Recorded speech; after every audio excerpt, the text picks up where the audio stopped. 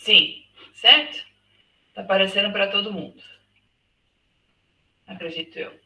Bom, então vamos só retomar o que a gente viu antes de entrar nos casos. Na aula passada, nós vimos as ondas do feminismo, bem rapidamente. É interessante a gente recordar que o feminismo não é uma coisa única, não é algo que a gente possa dizer é um único movimento, mas é aquele movimento que vai também encabeçar essa liberdade de direitos e busca de direitos em pé de igualdade e que vai respeitar a interseccionalidade dos grupos de mulheres que nós temos, né? De mulheres cis, trans, binário, não binário, e mulheres negras, mulheres indígenas e assim por diante. Então, nós temos aí a necessidade de enxergar esse feminismo nessa busca de direitos, também a partir dessa ótica de gênero, né, nessa construção de gênero. E a gente viu também que dentro dessa construção do gênero, do ser mulher, há uma perpetuação dos estereótipos de gênero, e por conta dessa perpetuação dos estereótipos de gênero, nós acabamos aí construindo um ambiente de violação a esses direitos, e muitas das vezes essas violações de direitos não encontram ali respaldo para a sua reparação e para os mecanismos de não repetição. Talvez quem esteja aqui no nosso encontro de hoje não conheça a estrutura do Sistema Interamericano de Direitos Humanos, ou não saiba quais são esses organismos que nós vamos falar. Então, bem rapidamente, porque só sobre o Sistema Interamericano também é outro curso, que por sinal vai acontecer semestre que vem, em agosto, a gente vai ter um curso só sobre sistemas regionais de proteção de direitos humanos. Já fica o spoiler, foi aprovado essa semana. O que a gente pode entender como o Sistema Interamericano de Direitos Humanos? Então, nós temos a coexistência, né, de sistemas. Então, nós temos o sistema onusiano, o sistema ONU, e nós vimos a Convenção das Nações Unidas a esse respeito, né, de 1979, e nós temos o Sistema Interamericano de Direitos Humanos, que é criado em 1948 com a Organização dos Estados Americanos. Quando a gente trata da Organização dos Estados Americanos, ela é uma organização regional feita para as Américas. Então, a gente tem desde o Canadá até o Chile fazendo parte dessa organização, que é um fórum político, além do mais, é um fórum econômico, mas também jurídico. Já na Carta de Bogotá, que é a carta da OEA, né, a carta que cria essa organização, nós já temos ali no artigo 106 dessa carta a previsão da criação de uma comissão para direitos humanos nas Américas. Por tal razão, todos os estados membros da Organização dos Estados Americanos também estão aí sob o bojo da atuação, competência da Comissão Interamericana de Direitos Humanos, o que não é necessariamente aquilo que acontece quando nós estamos falando da Corte Interamericana de Direitos Humanos, que é criada posteriormente com a Convenção Americana de Direitos Humanos de 1969 e que começa a sua atuação apenas em 79. Então, a Comissão Interamericana de Direitos Humanos, ela fica em Washington, D.C., nos Estados Unidos, e ela tem aí como incumbência monitorar, proteger e promover direitos humanos nas Américas. Por isso mesmo que ela inicia a sua trajetória como um organismo que vai realizar visitas em loco, vai emitir relatórios sobre os países, ainda que quando nós estejamos falando sobre a atuação da comissão, ela se inicia em 59, 60, quando nós temos a América Latina marcada pelos movimentos de ditadura. Então, ela tem um trabalho aí dobrado para poder monitorar a situação de direitos humanos. Posteriormente, a Comissão Interamericana tem a sua competência, a sua atuação, que nós podemos dizer com um alcance maior, que é justamente a construção, a estruturação do sistema de casos e petições da Comissão Interamericana de Direitos Humanos. Então, é a possibilidade de indivíduos, grupos de indivíduos, poderem apresentar as suas demandas em relação a um determinado Estado que faça parte da OEA, por uma violação ou violações de direitos humanos. Mas aqui é muito importante ressaltar que a Comissão Interamericana de Direitos Humanos, tal qual a Corte, não se presta a um papel de quarta instância. Não significa, então, que eu não tive um resultado esperado na minha jurisdição interna, que eu vou ingressar no Sistema Interamericano de Direitos Humanos. Ele não se presta como uma instância recursal. Ao mesmo tempo que o Sistema Interamericano de Direitos Humanos, ele é um sistema subsidiário e complementar. Significa dizer que, mesmo quando estejamos diante da proteção internacional dos direitos humanos, nós temos que respeitar o princípio da soberania dos Estados, um princípio que rege as relações internacionais, que rege o direito internacional público. Por isso mesmo, a Convenção Americana de Direitos Humanos, no seu artigo 49, traz os requisitos de admissibilidade das petições perante a Comissão Interamericana de Direitos Humanos. Então, a Comissão Interamericana de Direitos Humanos é um órgão aí considerado pilar da Organização dos Estados Americanos e vai poder atuar em relação a todos os países que fazem parte da OEA. Já a Corte Interamericana de Direitos Humanos é uma corte, então ela vai poder ter uma sentença juridicamente vinculante, porque a comissão é um órgão quase jurisdicional, mas não é uma corte, então ela emite recomendações. Já a corte ela vai emitir sentenças. E aqui, da mesma forma que nós pensamos, no sistema onusiano, aqui também nós estamos falando da responsabilidade de estados. Então, nós vimos nas convenções da aula passada que as convenções estão diretamente relacionadas ao que se espera de atuação dos estados. Não estamos falando de atuação de responsabilidade de indivíduos. Ainda que nós saibamos quem são esses indivíduos envolvidos nas violações de direitos humanos, a única corte possível para verificar a responsabilidade individual no âmbito internacional é o Tribunal Penal Internacional, que não tem nada a ver com o que a gente está falando nesse exato momento. Então, o sistema interamericano vai ser formado pela comissão e pela corte. A corte vai ter uma sentença que vai ser juridicamente vinculante, mas essa corte também tem uma função consultiva. Então, a corte ela pode ser provocada por um organismo da OEA, normalmente provocado pela comissão, ou pelos estados, para que ela possa emitir um parecer sobre um determinado tema. Ao emitir essa opinião consultiva, nós estamos diante de uma fonte do direito internacional, mas que não está ali para vincular ninguém. Então, não é porque o Estado da Colômbia pediu uma opinião consultiva para a corte que essa opinião consultiva está, de alguma forma, condenando esse Estado ou obrigando esse Estado. Ela traz uma interpretação sobre um determinado direito previsto no sistema interamericano. E nesse sentido, ainda que nós estejamos diante da Corte Interamericana e essa possibilidade dos indivíduos acederem a instâncias internacionais, a comissão é o órgão que poderá levar um caso para a Corte Interamericana de Direitos Humanos. Então, a gente tem uma forma importante aqui de divisão no sistema de casos. Então, o indivíduo pode levar o caso para a comissão vai emitir uma recomendação. Se for em relação ao reconhecimento da responsabilidade internacional desse Estado e esse Estado não cumprir com a recomendação da comissão e esse Estado ter ratificado a Convenção Americana de Direitos Humanos, a comissão poderá levar esse caso para a Corte Interamericana de Direitos Humanos. Então, os indivíduos, eles não podem aceder, não podem apresentar uma petição perante a Corte Interamericana de Direitos Humanos diretamente. Apenas a comissão poderá, assim, fazê-lo, preenchido esses dois requisitos que eu mencionei para vocês. Então, para que a gente traz essa breve introdução, para não ficar algo muito além quando eu for falar sobre os casos diretamente.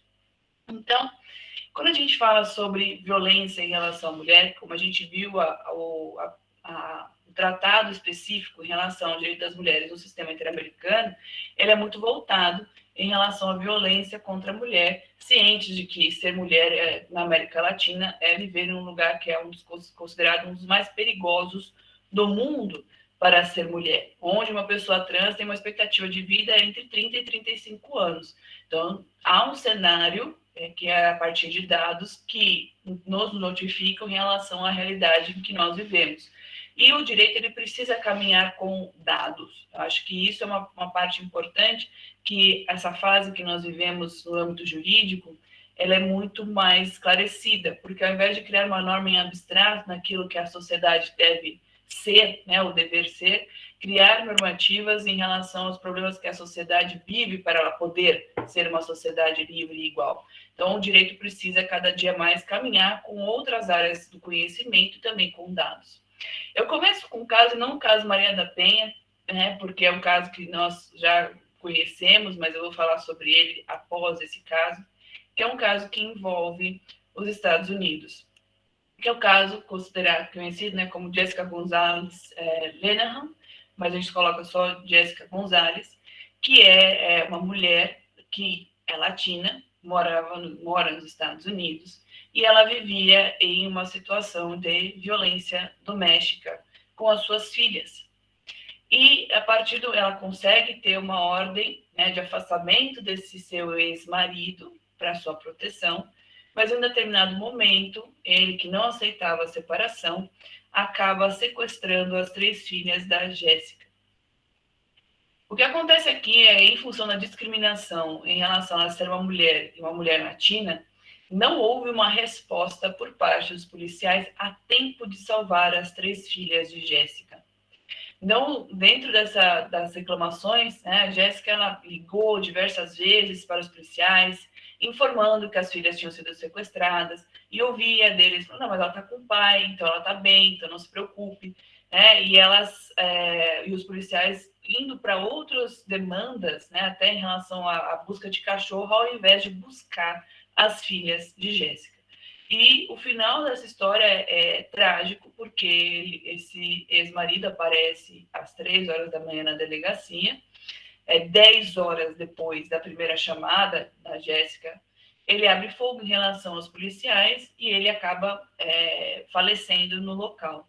Só que, ao chegar no veículo que ele estava, se encontra as meninas mortas, que poderia ter sido evitado se, em função da discriminação em relação a Jéssica e a sua demanda, talvez o final dessa história fosse diferente. Internamente, Jéssica não conseguiu a reparação devida. E aí ela entra em contato com advogadas, e eu tive contato com uma das advogadas do caso da Jéssica, professora incrível, e ela traz justamente esse olhar do internacional sobre as violações de direitos humanos no âmbito interno. Então, quando Jéssica achava que já não tinha mais o que fazer, porque, na verdade, ela estava representando tantas Jéssicas que existem nos Estados Unidos e ao redor do mundo, para que ela trouxesse luz a partir do seu caso, para que, a partir do seu caso, se criasse um precedente importante no âmbito internacional. Então, ela chega aí até em audiências públicas na Comissão Interamericana de Direitos Humanos. Se vocês colocarem o caso dela, vocês vão ver fotos dela na comissão e também a apresentação dela na audiência pública.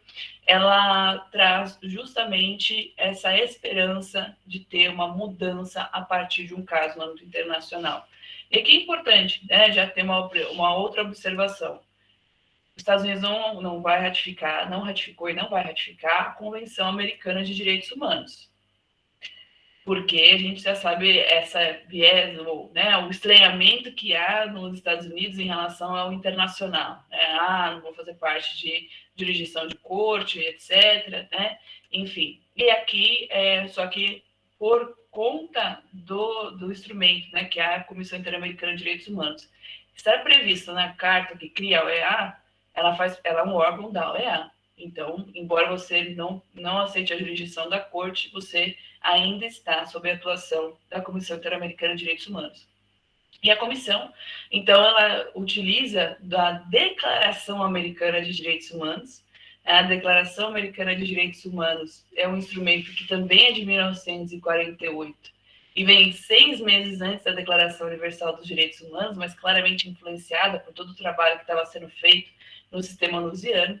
E ela é a base para muitos casos, quando nós estamos diante de países que não ratificaram outros tratados do sistema interamericano, mas são parte da OEA. E no caso Jéssica, então, houve a violação do direito à vida, à segurança, e ficou muito claro que, no caso da Jéssica, houve um estereótipo de gênero, tanto no momento em que ela solicita essa ajuda aos policiais, então marcados aí esse corpo policial por violações, como também por estereótipos, como também no momento em que ela acede à justiça. Então, no momento de acesso à justiça, também ela não teve ali de uma forma completa mecanismos de reparação e não repetição. Então, a Suprema Corte concluiu que, de fato, não tinha o direito constitucional de ter a sua ordem de restrição executada e ela não tinha ali um direito que poderia ser reparado. E, por conta disso, por ela ter esgotado os recursos internos e não ter tido uma resposta em relação à violação do seu direito, em realidade, a resposta dada pela Corte foi, pela Corte Suprema, foi uma violação também, uma continuidade dessa violação, que lhe deu a permissão para ir à Comissão Interamericana de Direitos Humanos e trazer visibilidade ao seu caso. O caso Jéssica, ele é utilizado como um precedente importantíssimo em diversos casos nos Estados Unidos, quando se trata de violência doméstica, quando se trata de violência contra a mulher. E no nosso sistema, no caso do Brasil, como que a gente tem isso? E aí é muito claro, porque eu falo o nome Maria da Penha e todo mundo identifica não só a história da Maria da Penha, mas a própria legislação da Maria da Penha. O caso da Maria da Penha é um caso de litigância estratégica, porque é o primeiro caso que o Sistema Interamericano de Direitos Humanos vai interpretar a Convenção Belém do Pará. Então, a Convenção Belém do Pará vem de 1994, e o primeiro caso em que se utiliza como base a Convenção Belém do Pará é o caso Maria da Penha. Esse é o primeiro ponto. O segundo ponto é que era muito claro que a Convenção estabelecia que os estados tinham a obrigação de ter uma legislação que fosse diretamente relacionada com a proteção do direito das mulheres no âmbito doméstico. Então, precisávamos ter o que? A nomeação da violação para poder superá-la e ter uma legislação que as proteja. E o Brasil não tinha. E o caso Maria da Penha, ele é um caso de exceção aos requisitos de admissibilidade, porque Maria da Penha, em realidade, não tinha esgotado os recursos internos. O seu caso estava pendente de julgamento na segunda instância. Mas o mesmo artigo 46 da Convenção Americana de Direitos Humanos traz que é possível, então, uma exceção a esses requisitos quando, alguns pontos, e uma demora injustificada, 12 anos pendente esse caso, um caso de grave violação de dupla tentativa de homicídio, era inadmissível. Então, as advogadas, no caso, o CLADEI e do CEGIL, são duas organizações não governamentais com atuação internacional, utilizaram dessa exceção do artigo 46 para poder apresentar o caso para a Comissão Interamericana de Direitos Humanos. O Estado brasileiro, embora não tenha se manifestado em nenhum momento durante o procedimento da Comissão Interamericana de Direitos Humanos, vai acatar as recomendações da Comissão Interamericana de Direitos Humanos. Por tal razão, esse caso é um caso da Comissão Interamericana e não um caso da Corte Interamericana de Direitos Humanos. Então, não confundir. Tem muita gente que acha que o caso Maria da Penha é um caso da Corte Interamericana. Ele não é um caso da Corte Interamericana, é um caso da Comissão Interamericana de Direitos Humanos. E dentre as recomendações da Comissão Interamericana estava lá a legislação para a violência doméstica, mais delegacias da mulher, o treinamento de funcionários públicos sobre a questão da violência doméstica, sobre a questão de estereótipos de gênero.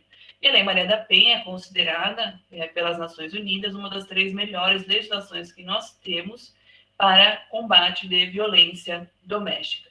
Então, nós temos, a partir desses 2 casos, que eu mencionei para vocês, na comissão, no caso, que é o caso da Jéssica e o caso da Maria da Penha, que há um impacto direto dos sistemas internacionais para o sistema interno, o âmbito doméstico. E essa perspectiva é possível de se fazer, e é por isso que a gente vai tratar sobre casos, porque não é em razão de eu estar diante da condenação do Estado XYZ, e não o meu, que eu não vou poder me utilizar desse precedente. Eu tenho que pensar, como a professora Melina Fachin bem coloca, em um constitucionalismo multinível. Então, eu tenho que ter, sim, um diálogo entre as fontes quando nós estamos pensando na evolução dos direitos humanos. Além disso, quando nós estamos pensando no sistema internacional e o sistema interno, para que eu possa trazer essa incorporação parâmetros internacionais para o âmbito interno, nós temos que nos utilizar do controle de convencionalidade. Não é o controle de constitucionalidade. Convencionalidade, porque a gente está falando dos sistemas de convenção, ou seja, eu estou falando de tratados internacionais de direitos humanos e como incorporá-los no âmbito interno. Se a nossa Constituição coloca que os tratados de direitos humanos, aqueles incorporados, né, segundo o artigo 5º, parágrafo 3º, tem natureza jurídica de emenda constitucional, e o STF se pronunciou, e ainda continua esse mesmo posicionamento, que os tratados de direitos humanos que não forem incorporados pelo Brasil a partir do artigo 5º, parágrafo 3º, nós temos a possibilidade de considerá-los como norma supralegal, ou seja, a Constituição, Tratado de Direitos Humanos e demais normas. Por tal razão, as normas devem estar em acordo com os tratados de direitos humanos que o Brasil faz parte e as decisões dos tribunais devem estar alinhadas com esses parâmetros. Então, feita essa primeira introdução do sistema, pergunto se tem alguma dúvida aí sobre o sistema interamericano de direitos humanos ou sobre esses dois casos que eu mencionei. Não? Tudo certo. Sexta-feira, só violações de direitos humanos, eu sei, gente, difícil. Mas vamos que vamos. Então, tá bom. Eu só peço... minha voz está um pouco mais fraca hoje, que é muito tempo falando, e estou ficando meio gripada, eu acho. Mas se a minha voz falhar, vocês me avisam, vai ficar muito baixo. Pode falar, Vitória.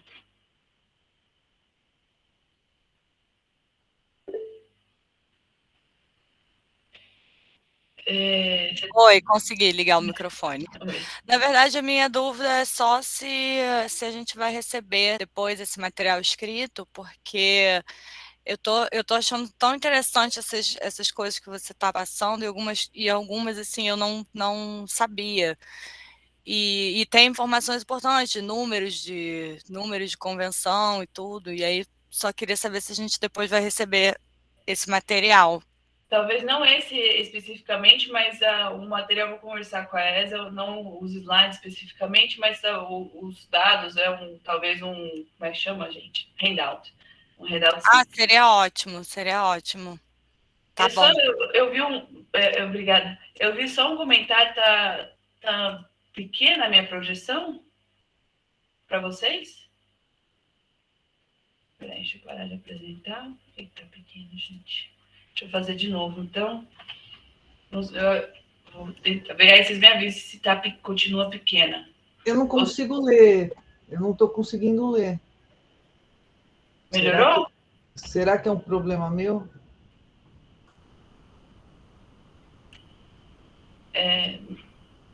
Melhorou, agora está carregando. Tá igual? Gente, tá igual, mas não sei se é só para mim. Não é, deixa eu ver. Eu consigo ler Corte Interamericana de Direitos Humanos e Gênero, mas o resto é uma letra muito miudinha, mas eu não sei se o problema está... Deixa eu ver se eu consigo aumentar. Está na minha recepção. Não sei, porque é o mesmo. Deixa eu ver se eu consigo... Como é que eu faço para aumentar aqui? Não tem problema. Pior que eu coloquei ele no máximo. Não sei por que ele está assim hoje. Bom, tá. Enfim, vamos lá. Obrigada. Imagina, para mim ele está grande, mas eu acho que é porque eu estou com a tela enorme. Eu tenho uma tela grande e uma pequena, mas enfim, então, por isso, eu não sei se... vocês não conseguem aumentar, colocar o mais? ESA, o suporte da ESA está aqui. Tem como aumentar o slide para elas? Então, não, mas está em tela cheia. O meu está em tela cheia. Não, mas a gente tem que colocar na tela cheia também. Eu coloquei aqui e aumentou. Ah, tá. Entendi. Então é isso, gente. Então sigam a dica da Vitória. Vou colocar em tela cheia. Eu vou falar alguns outros casos, talvez não tão conhecidos, como o que a gente tem no Sistema Interamericano de Direitos Humanos, e de outros países. Então, eu vou falar sobre casos na Corte, opiniões consultivas da Corte, e é importante quem estuda essa temática, não sei se alguém trabalha especificamente, a Maria trouxe na aula passada, que ela trabalha especificamente com a questão da saúde das mulheres e situações de violência, mas como advogada, como utilizar desses precedentes em caso. Eu acho que eu pulei uma pergunta aqui, então, antes de dar continuidade. Tá, a Manuela colocou não. Teve uma, pensando em uma decisão que contraria um tratado, com todos os recursos realizados aqui no Brasil, qual o caminho indicado? Se você tem uma decisão interna que contraria um tratado de direitos humanos e não tem uma resposta interna e você esgota os seus recursos internamente, você vai poder levar o caso para a Comissão Interamericana de Direitos Humanos, que o Brasil faz parte. Mas aí talvez, só fazer um parênteses, porque eu não vou entrar no sistema onusiano de proteção dos direitos humanos, mas só para fazer uma observação, talvez vocês já conheçam esse caso, a gente tem um caso sobre violência obstétrica, que o Brasil inaugura a questão de violência obstétrica no âmbito internacional, a gente inaugura coisas bem positivas, né? Violência doméstica, violência obstétrica, enfim. Que é o caso Aline Pimentel versus Brasil, que é no Comitê das Nações Unidas para a Eliminação da Discriminação em Relação à Mulher, e segue-se a mesma perspectiva. Então, internamente, não houve uma resposta em relação ao caso da Aline Pimentel, uma mulher negra, periférica, que não tem um atendimento adequado e sofre as violações em relação aos seus direitos e acaba falecendo em função da discriminação, aos estereótipos atrelados à pessoa, e internamente não tem uma reparação e não se cria mecanismo de não repetição, e o caso é levado ao sistema onusiano e não ao sistema interamericano. E por que eu trago isso, além de ser um caso em relação ao direito das mulheres, importantíssimo, né? E a gente tem visto a questão de violência obstétrica no Brasil ocorrendo com muita frequência. Também para ilustrar que não é possível entrar nos dois sistemas ao mesmo tempo. Você tem que escolher qual é o sistema que você vai ingressar. Não dá para você falar, vou tirar uma sorte, vou ingressar no sistema onusiano, no sistema interamericano e vejo qual que vai ser o melhor. Não é assim que funciona, porque existe litispendência internacional. Então, tem que pensar nessa litigância estratégica desde o princípio, para saber em qual mecanismo você vai se pautar, no sistema onusiano, no sistema interamericano de direitos humanos. O sistema interamericano tem a vantagem de ter uma jurisdição, que é a Corte Interamericana de Direitos Humanos. O sistema onusiano não tem uma Corte de Direitos Humanos. A Corte Internacional de Justiça é um órgão das Nações Unidas, um órgão principal das Nações Unidas, mas ele trata de Estado versus Estado, está falando de questões não atreladas a direitos humanos, não é um mecanismo de proteção de direitos humanos, ainda que em alguns casos a gente veja decisões da Corte Internacional de Justiça fazendo referência a parâmetros de direitos humanos. Mas feita essa observação, quem não conhece o caso da Aline Pimentel versus Brasil, recomendo a leitura sobre o texto, a CEDAW traz muitas informações a esse respeito e é um grande precedente quando a gente fala de violência obstétrica. Mas quando a gente está falando agora, voltando para o sistema interamericano, e aí a riqueza do sistema interamericano na proteção dos direitos das mulheres, ele é um sistema que consegue mostrar todos os questionamentos que nós temos em relação à proteção da mulher. Porque quando a gente pensa nos desafios de ser mulher, a gente tem a questão da violência, como a gente também tem a questão da desigualdade salarial, como a gente também tem o acesso, não acesso à saúde, como também a questão dos direitos sexuais e reprodutivos. E o sistema interamericano acaba tendo a possibilidade de endereçar todas essas questões a partir de casos concretos. Então, para além da função da Comissão Interamericana de Direitos Humanos, como eu mencionei no começo da nossa aula, para monitorar questões de direitos humanos, para promover direitos humanos. Então, por isso mesmo, se vocês entrarem no site da Comissão Interamericana de Direitos Humanos, vocês vão ver relatórios temáticos, mulheres indígenas, por exemplo, mas também relatórios países. O relatório do Brasil foi ano passado, por exemplo. Quer trazer a visibilidade a esses temas e promovendo direitos humanos. E a parte de casos é a forma pela qual há uma interpretação dos parâmetros do próprio sistema. Então, a gente tem aqui a discriminação em relação à mulher por conta da identidade, a questão de mulheres e a questão de uniões de casais do mesmo sexo e assim por diante. E eu ressalto aqui um dos casos, vocês vão ver que alguns casos da corte, eles não têm nome, mas justamente para preservar a vítima, tá? Outros casos nós temos os nomes, que a gente vai ver alguns deles. E aqui esse primeiro que eu trago da Corte Interamericana era em relação à mulher que não conseguia mudar o seu nome porque não tinha uma legislação pertinente no estado que trouxesse essa permissão. Então, também cai dentro de uma exceção do artigo 46. Se eu não tenho uma legislação que trate sobre esse tema, eu não tenho como eu mudar essa realidade. Então, eu tenho uma legislação, eu preciso me valer do Sistema Interamericano de Direitos Humanos para essa mudança.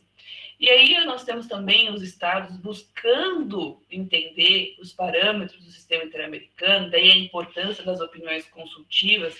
Eu, particularmente, gosto muito que a Corte tenha essa competência de ter opiniões consultivas, porque daí nós temos uma interpretação dada em relação a um determinado direito, uma determinada forma. Então, quando a gente pensa na opinião consultiva número 24 de 2017, e ela traz justamente uma provocação do Estado da Costa Rica para tratar sobre identidade de gênero, igualdade e não discriminação de casais do mesmo sexo. Então, o Estado da Costa Rica falou, olha, a gente precisa entender melhor o que o Sistema Interamericano de Direitos Humanos entende sobre esses direitos. Por quê? Porque os estados querem estar alinhados com o sistema interamericano. A Convenção Americana de Direitos Humanos, no seu artigo 1º, diz que os estados têm que alinhar, né, e respeitar a Convenção Americana de Direitos Humanos, a sua primeira obrigação. Só que, para isso, eu também preciso entender qual é o alcance de um determinado direito. Porque a Convenção Americana de Direitos Humanos não tem todos os termos, todas as temáticas de direitos humanos. Ela é de 69. Como a gente viu na aula passada, nós temos uma evolução de direitos. E para que a gente possa entender qual é essa evolução do direito, tem uma interpretação dada pelos órgãos aí responsáveis, Comissão Interamericana de Direitos Humanos e Corte. E aqui a Corte, nessa provocação, né, do Estado da Costa Rica, trouxe que deve ter, sim, um reconhecimento de nome de acordo com a identidade de gênero e também ter um reconhecimento de direitos econômicos derivados de uniões de pessoas do mesmo sexo. E é um questionamento da Costa Rica, que poderia ser um questionamento de diversos outros países da América Latina, e que em muitos países nós não temos essa possibilidade, nem do reconhecimento da identidade de gênero, com a possibilidade de mudança de nome, e tampouco em relação à igualdade de direitos econômicos, né? Ter a possibilidade, por exemplo, de herdar quando eu estou falando de casais do mesmo sexo. Em países em que há a criminalização das uniões homossexuais, como também há o impedimento de acesso aos mesmos direitos quando se está tratando dessa questão. Ou não tem uma legislação em relação a isso. A Ucrânia, por exemplo, é um país em que, embora não criminalize a união de casais homossexuais, não tem uma legislação que permita que eles tenham o mesmo acesso a direitos econômicos. Então, só para alguns exemplos, e o Brasil ele vem, né, dentro dessa perspectiva numa evolução nos últimos 10 anos, mas muito positiva nesse sentido, que esperamos, né, não seja marcada por retrocessos. Quando a gente verifica na história dos direitos humanos, em específico em relação ao direito das mulheres, pelo que a gente já estudou na aula passada, o direito das mulheres é marcado por avanços e retrocessos, né? E esses retrocessos podem significar anos para sua superação. Então, é uma preocupação quando a gente trata em relação a gênero. Mas um avanço que nós conseguimos, eu acho, né, que nós não vamos perder, é a possibilidade de diálogo sobre esse direito, de debater esse direito. Algo que alguns, né, um século a gente não estaria falando, eu não estaria falando com vocês sobre nada disso. Há 50 anos, tão pouco. E justamente essa possibilidade de ganhar um espaço que é importante para a gente entender para onde a gente pode ir com o direito, questionar esse direito. A Corte Interamericana de Direitos Humanos, ela vai, então, trazer a sua interpretação sobre essa temática. Então, no que se refere à expressão de gênero, né? Aquele quadrinho que eu coloquei para vocês na primeira aula. Então, a Corte já indicou que a pessoa, em relação à sua expressão de gênero, ela acaba sofrendo diversas discriminações. Quando a gente trata de mulheres transexuais, em que a expectativa de vida é de 30 e 35 anos, isso significa que há ali um estereótipo de gênero, uma discriminação em relação a essa mulher muito forte, que impede que tenha uma expectativa de vida, um acesso à saúde, né, que se coloque essa mulher em uma situação de marginalização que impede com que ela possa participar e impede igualdade na sociedade. Então, a Corte traz justamente esse alerta. Fala, olha, no que se refere a isso, essa discriminação vai perpetuar essa violação e vai perpetuar uma relação de poder. E vai retirar da possibilidade da vítima a construção do seu projeto de vida. O tema projeto de vida, eu mencionei para vocês na aula passada, falando já, dando uma introdução do que a gente está vendo agora, mas talvez não fique muito claro essa perspectiva de projeto de vida, tal qual a Corte Interamericana de Direitos Humanos fala para nós. O nosso querido saudoso Antônio Augusto Cansado Trindade, que infelizmente nos deixou esse ano, ele traz nas suas decisões a perspectiva do projeto de vida. E ele deixa muito claro que ele foi juiz da Corte Interamericana de Direitos Humanos e ocupava o cargo de juiz da Corte Internacional de Justiça. E nele, nas suas decisões, ele vai trazer justamente essa perspectiva de projeto de vida, muito claro em um caso, não necessariamente de gênero, que é o caso Ninhos de la Calle versus Guatemala. Qual é a questão do projeto de vida e por que isso é impedido quando nós estamos vivenciando graves violações de direitos humanos? Segundo a Corte Interamericana de Direitos Humanos, em uma situação de graves violações de direitos, de incertezas, de violências, você não constrói um projeto de vida, você constrói a partir de um medo, um receio, privações. Então, você não tem uma liberdade de escolha. Essa é uma grande preocupação. O direito de ser não existe se não houver a possibilidade de ter o direito de projeto de vida. E o projeto de vida não existe em um contexto de graves violações e de impunidade. Então, por conta disso, há uma grande preocupação quando a gente trata sobre estereótipos de gênero. Até que ponto mulheres, o que se entende, né, mulher, a sua identificação como mulher, isso é prejudicado em função desse contexto de graves violações. Como ter esse projeto de vida respeitado e o direito de ser garantido, para além de constituições, né? Porque o movimento constitucional é justamente para trazer um limite a esse poder soberano e a garantia dos nossos direitos. Mas isso é insuficiente quando a gente está pensando nessas interseccionalidades. Então, como garantir esse direito de existência no sentido próprio da palavra, né? Do existir a partir da minha identidade, a partir das minhas escolhas, a partir dos meus projetos. Então, a Corte vai dizer, eu trago essa parte para vocês, essa discriminação perceptiva tem por efeito e finalidade impedir, anular o reconhecimento, gozo, exercício de direitos humanos e liberdades fundamentais, porque há uma discriminação em relação a esse grupo, que é justamente aquela perspectiva de estereótipo que nós mencionamos. E aí, eu trago uma parte, um parágrafo, esse 92 é porque é o parágrafo 92 da decisão, que ele vai trazer que o direito à identidade, o direito à identidade sexual e de gênero, tem alcances mais relevantes e constitui-se como um caráter autônomo, ou seja, eu tenho esse direito como um direito autônomo, não preciso ligar esse direito a nenhum outro, como o direito à vida, o direito à saúde, esse direito de ter, né, respeitado a sua identidade sexual e de gênero, é um direito autônomo reconhecido no direito internacional e que vai depender da sua colocação prática a partir das próprias, ou seja, os estados, no seu ordenamento jurídico interno, devem levar em consideração as especificidades dos grupos de pessoas, da sua população, para garantir que esses direitos, eles permaneçam.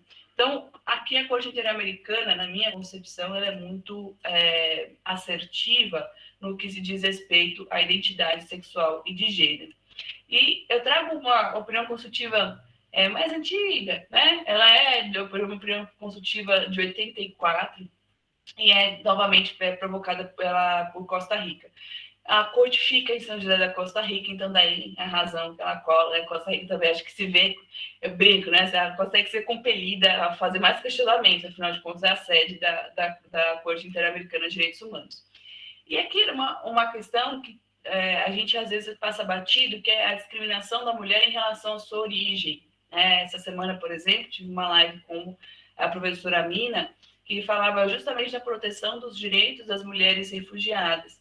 Mas, além de um contexto, né, de abuso sexual e tráfico internacional de pessoas, que a gente verifica em diversos contextos de conflitos armados, a discriminação em relação à mulher em função da sua origem, em função da sua língua, em função da sua religião, também faz parte da interseccionalidade do ser mulher.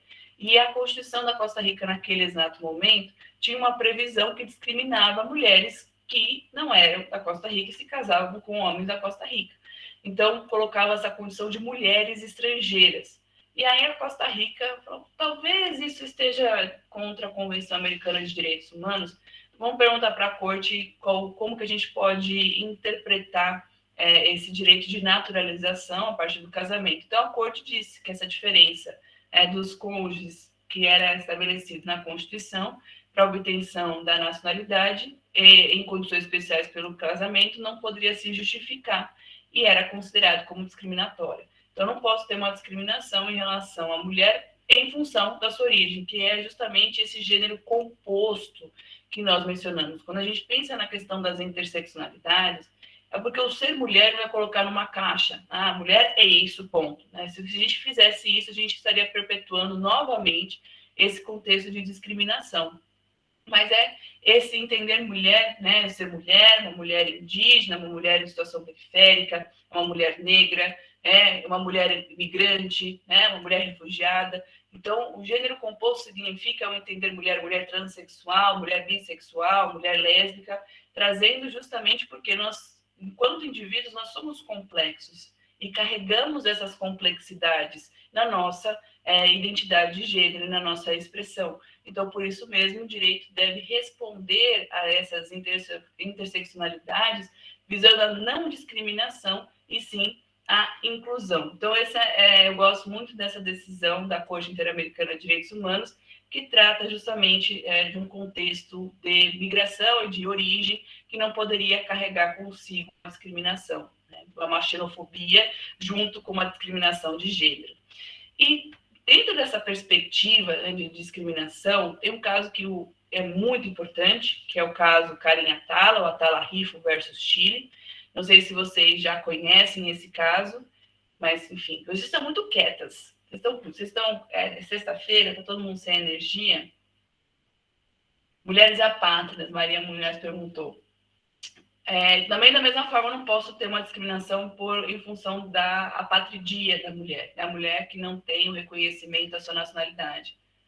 Ah, ok, obrigada, Vitória.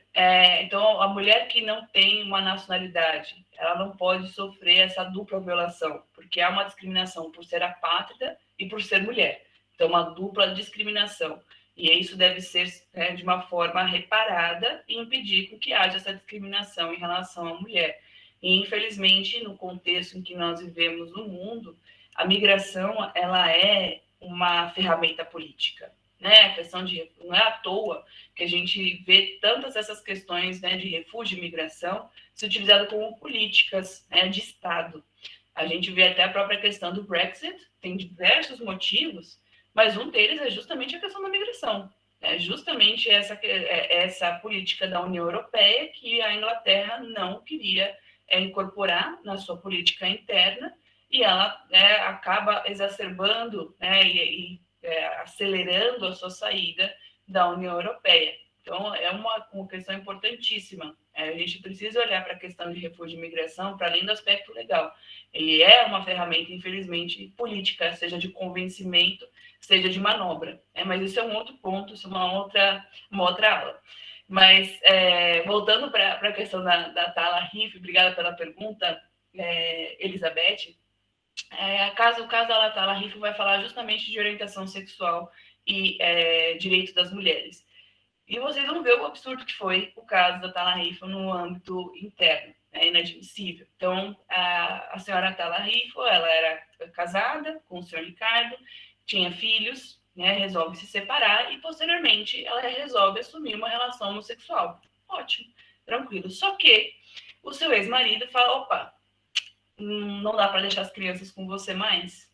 Falou que não dá. Antes eu deixei a guarda com você, mas no ambiente familiar, agora, né, que você assumiu a sua relação homossexual, não é um ambiente propício para as crianças. Ele entra para a retirada da guarda da senhora Tala Rifo no âmbito interno. E a resposta do Estado chileno, e aí porque a resposta do Estado chileno, que a gente já mencionou, quando a gente fala de responsabilidade internacional, é o Poder Executivo, o Legislativo e o Judiciário. Então, é o Estado chileno nesse sentido. Diz que realmente a orientação sexual da senhora Tala Rifo, a Corte Interna chilena, então esse é um trecho da decisão, fala, não, essa convivência lésbica vai influenciar negativamente o desenvolvimento dos menores, então ela realmente tem que conceder a guarda definitiva para o pai. Acaba, né, que não tem mais nenhum recurso interno para modificar essa situação, e aí o caso vai para o Sistema Interamericano de Direitos Humanos, e da comissão vai para a corte. Então, o Sistema Interamericano entendeu que o Estado chileno era responsável por uma conduta discriminatória em relação à orientação sexual do Estado chileno. E é interessante ver que esse caso não é tão recente, né? Mas, assim, a decisão final é 2012, mas a gente vê que o caso começa em 2003. Que em alguns momentos da decisão está lá opção, ao invés de orientação sexual, né? Porque tinha essa perspectiva que há uma escolha, e não é uma escolha, né? É uma orientação sexual. Não há uma escolha nesse sentido. E havia, dentro da decisão do Poder Judiciário chileno, uma grande carga discriminatória em relação à mulher. E trazendo uma justificativa para a retirada da guarda, para o exercício do poder familiar, que totalmente desigual em relação a homens e mulheres. E a corte chilena fala que as crianças estavam em uma situação de risco, pois se apresentavam um estado de vulnerabilidade no meio social, uma vez que o ambiente familiar dela se diferenciava dos colegas. Então, uma justificativa vazia que justamente demonstrava o estereótipo de gênero por trás. E, obviamente, o sistema interamericano vem para corrigir essa violação dos direitos da mulher, que vem com uma carga discriminatória, e traz que, em realidade, essa visão discriminatória violou o direito à guarda, viola o direito da senhora Tala e das crianças, né, que estavam ali envolvidas. E a orientação sexual não tinha nada a ver com essa justificativa do melhor interesse da criança, porque a corte, né, falou, não, estamos preservando o melhor interesse da criança. Falou, não, você está escondendo o seu viés de discriminação por trás do argumento que é o melhor interesse da criança, porque elas não estavam numa situação de violência física, psicológica, nada disso. É simplesmente em função de uma discriminação em relação à senhora Tala que se justificou esse afastamento do seu poder familiar. E isso, posteriormente, é restaurado por conta da decisão da Corte Interamericana de Direitos Humanos.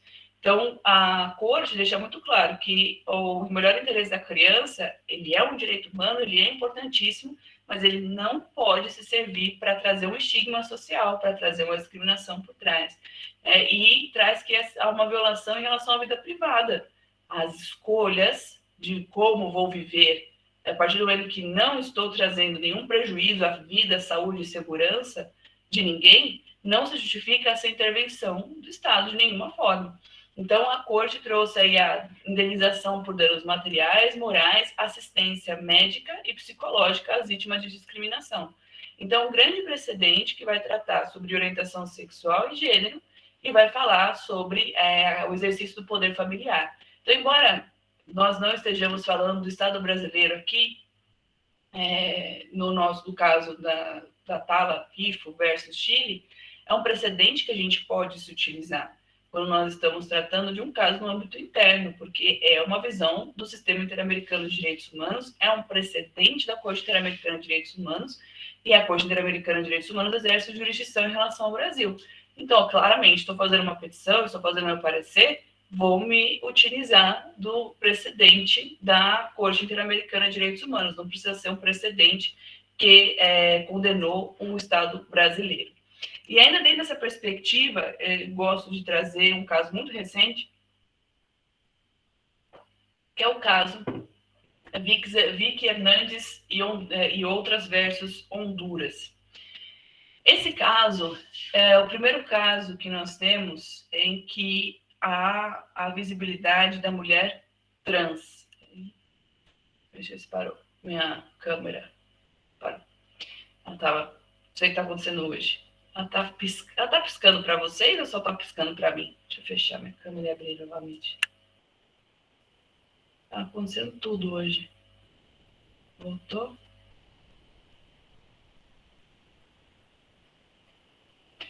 Não sei. Pronto, melhorou. Vamos lá. Então, o caso Vicky Hernandes versus Honduras. Honduras é um país com um dos menores índices de desenvolvimento humano no mundo.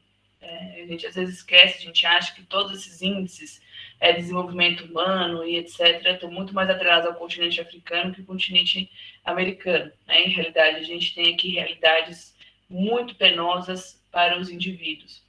E no caso da Vix Hernandes, ela é uma mulher trans, né, trabalhadora sexual, defensora dos direitos humanos, das mulheres trans, e não houve ali uma proteção em relação a Vix Hernandes, havia uma discriminação por ela ser uma mulher trans, que impediu com que ela tivesse a reparação ao seu direito violado e a proteção devida para que ela não perdesse a sua vida. Então, aqui eu peguei um trecho justamente da Corte, um resumo da Corte Interamericana, só para vocês verem como funciona a decisão. Então, tem uma medida em relação ao Estado de Honduras, considerou o Estado de Honduras responsável pela violação do direito à vida e integridade, aí traz a Convenção Americana de Direitos Humanos, em prejuízo à mulher Vix Hernandes, mulher transgênero, trabalhadora sexual, etc. E aí traz essa violência exercida contra Vix Hernandes, que foi em razão da sua expressão, ou identidade de gênero. E o Estado foi considerado responsável pela violação do, primeiro, reconhecimento da personalidade jurídica, e também a privacidade, a sua expressão, ao nome, porque ela batalhava justamente por essa possibilidade de mudança de nome, de direitos econômicos e sociais em pé de igualdade, mas o Estado de Honduras tem uma carga muito complicada em relação ao reconhecimento dos direitos LGBTQIA+, e, além de tudo, traz o artigo 7º da Convenção Interamericana para prevenir, sancionar e erradicar a violência contra a mulher, artigo 7º que nós vimos na aula passada. Além disso, então, o Estado de Honduras falha em prevenir a violação, falha em agir, em concorrer para que essa violação ocorresse, e, posteriormente, falha em reparar. Porque um ponto importante que a gente vai pegar desse gancho para os demais casos, para o sistema interamericano de direitos humanos, é que nós temos uma característica comum de violações de direitos das mulheres no sistema interamericano. Essa característica comum é a falta de devida diligência para investigar, sancionar e garantias de não repetição. Por que a devida diligência nesse sentido? A devida diligência vai muito além de nós termos uma legislação competente, uma delegacia da mulher. A devida diligência é realmente atuar para ter uma reparação. Então, vamos pegar o caso da Jessica Lenahan. No momento em que ela pede esse auxílio, não houve nenhuma devida diligência para evitar essa violação. Quando a gente fala sobre a Maria da Penha, não houve uma devida diligência para a investigação dos fatos e trazer o acesso à justiça. Quando a gente pega casos, posteriormente, em relação à violação do direito das mulheres, não se tem uma devida diligência para investigar, para sancionar. E em muitos dos casos, essa devida diligência é utilizada em contrário a essa mulher.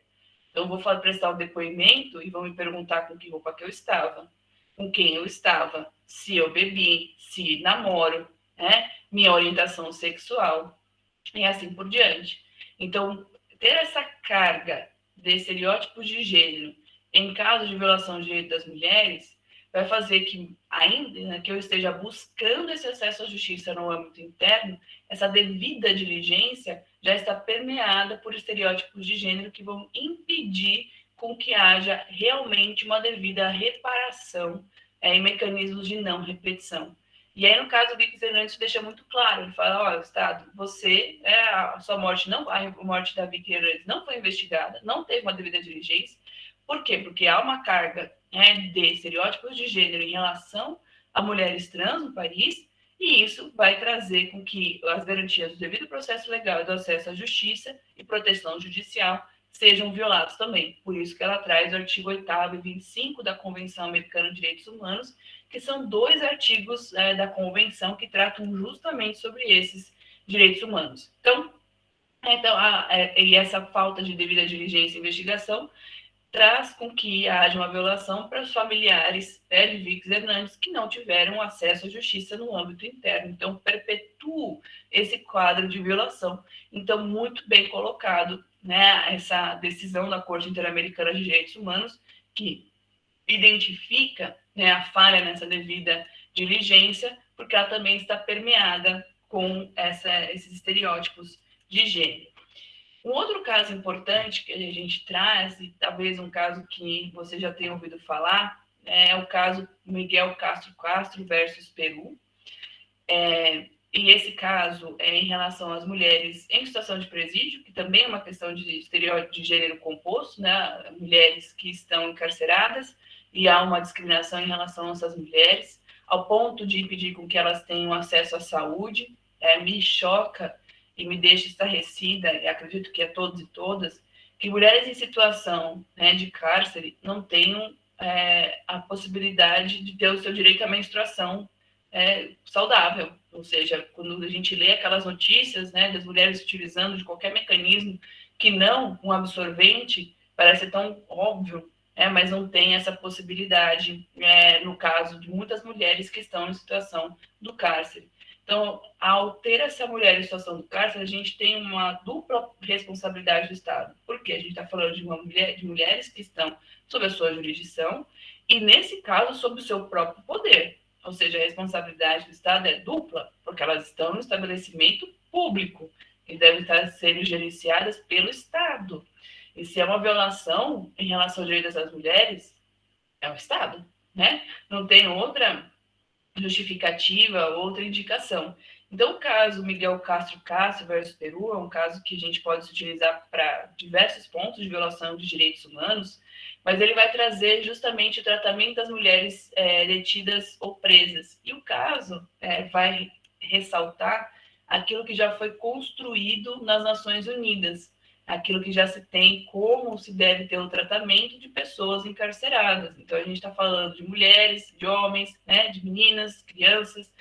Então, como ter esse tratamento daqueles que estão sob a atuação, né, do Estado nesse sentido.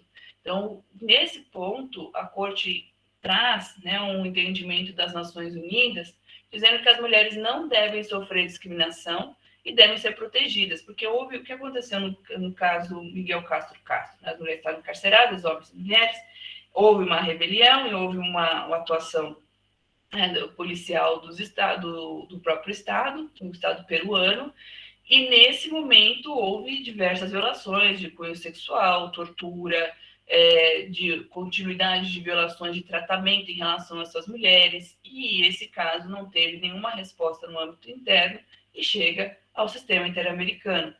Isso sem falar em relação às mulheres que estão grávidas, lactantes, e não tem nenhum respeito à sua condição naquele exato momento.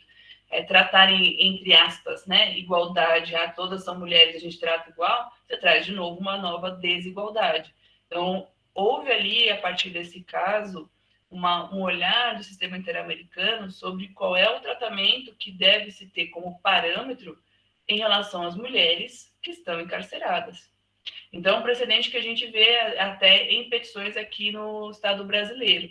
E dentro disso, né, o Miguel Castro Castro vai trazer a responsabilidade dos estados em operações policiais. Um caso que nós temos no Brasil, que o Brasil foi condenado, que é o caso Favela Nova Brasília.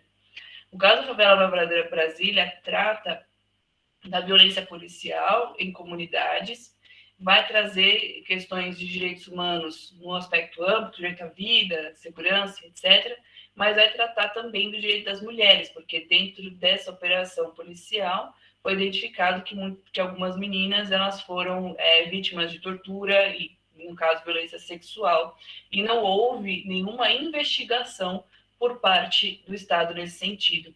Então, essa devida diligência que a gente trata aqui, ela vai impactar tanto no momento em que eu estou recebendo esse caso, como eu vou endereçar esse caso internamente. Porque essa devida diligência, ela pode passar tanto por um filtro, como eu mencionei, né, da discriminação, onde você estava, etc., com quem, como também não ter nenhuma investigação por entender que a vida da mulher ela é uma vida que pode ser menosprezada. Então, não ter uma investigação também é uma violação à devida diligência e que também está carreada aí dos estereótipos de gênero. Então, o caso Miguel Castro Castro é um caso importantíssimo para a gente tratar quando a gente está analisando o sistema interamericano de direitos humanos. E aí a gente chega num caso que eu gosto muito, não gosto do caso em si, porque é um caso extremamente triste, mas é um caso que, para nós, ele é muito importante no Brasil, eu digo, que é o caso Gonzalez e outros versus México, também conhecido como Campo de Algodão versus México. E aqui é um caso que, por primeira vez, uma corte internacional trata de feminicídio. O México é um estado, assim como outros na América Latina, que tem uma questão muito séria quando a gente fala sobre violência em relação às mulheres. E aqui, essa discriminação em relação à mulher perpetua uma cultura misógina, patriarcal, de violência por ser mulher. O caso se passa na cidade de Juárez, uma cidade fronteiriça, marcada por instabilidades políticas, econômicas, de tráfico de drogas e por extrema pobreza. E muitas dessas meninas que trabalhavam, né, no campo de algodão, trabalhavam como maquiadoras, né, na verdade, elas trabalhavam em fábricas, elas iam para o trabalho e não eram mais vistas. E aí, no caso Gonzalez e outros, trata justamente de 3 dessas meninas que desapareceram. E no âmbito interno, não se havia uma investigação, uma devida diligência, ainda que nós estivéssemos diante de um claro cenário de violação dos direitos dessas meninas. É uma cultura de discriminação contra as mulheres, uma concepção de inferioridade dessas mulheres que fazia com que se perpetuasse esse padrão de violação em relação ao direito dessas mulheres. E os pais dessas meninas, quando elas desapareceram, sofreram as mesmas perguntas que elas sofreriam em caso de uma denúncia de violação. Quando foram falar, minha filha desapareceu, mas ela deve ter ido com o namorado. Mas por que ela saiu tarde? Por que ela estava assim? Com quem que ela anda? Ela deve estar com o namorado. As meninas são assim, ela deve ter ido para uma festa.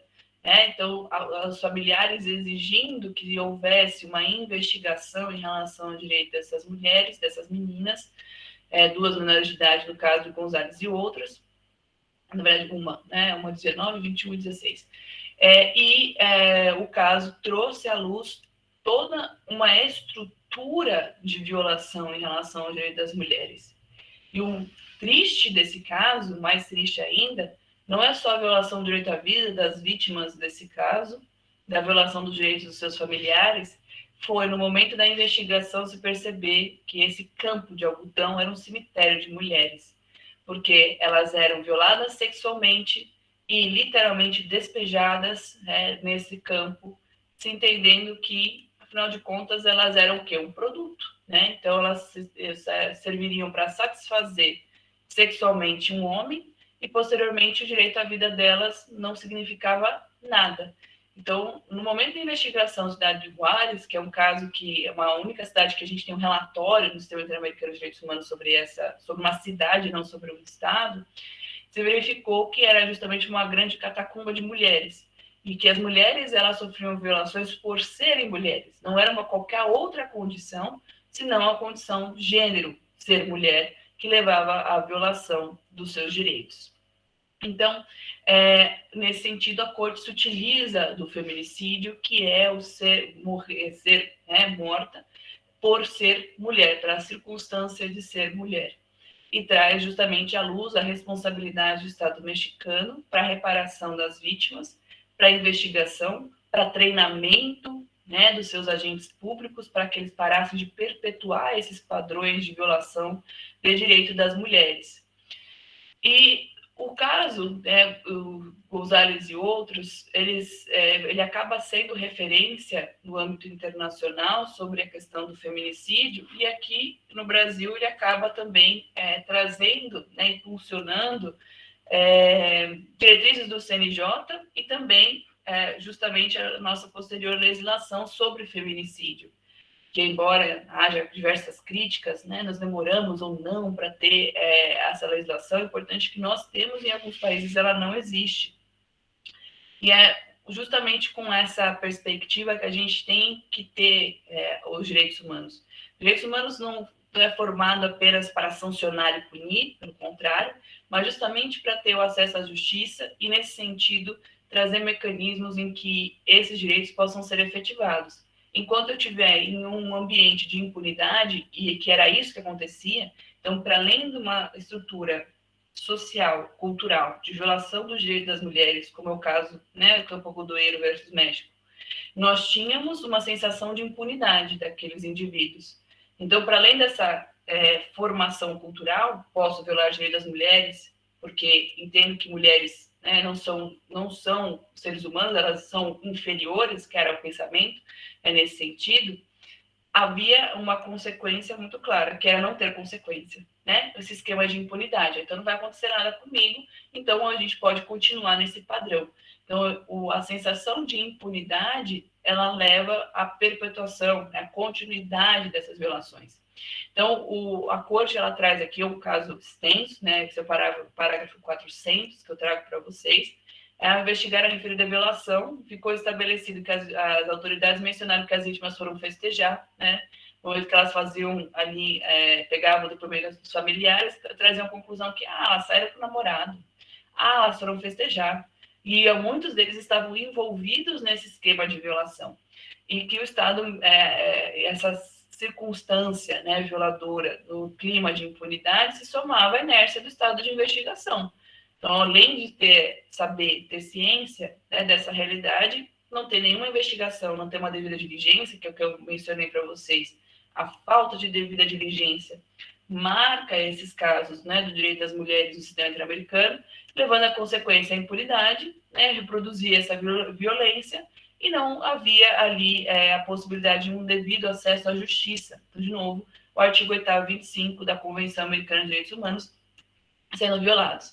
Então, a impunidade dos crimes cometidos passa a mensagem que a violência contra a mulher é tolerada, que há uma aceitação social desse fenômeno e um sentimento de insegurança em relação às mulheres. Aí, novamente, eu resgato, né, aquele conceito de projeto de vida.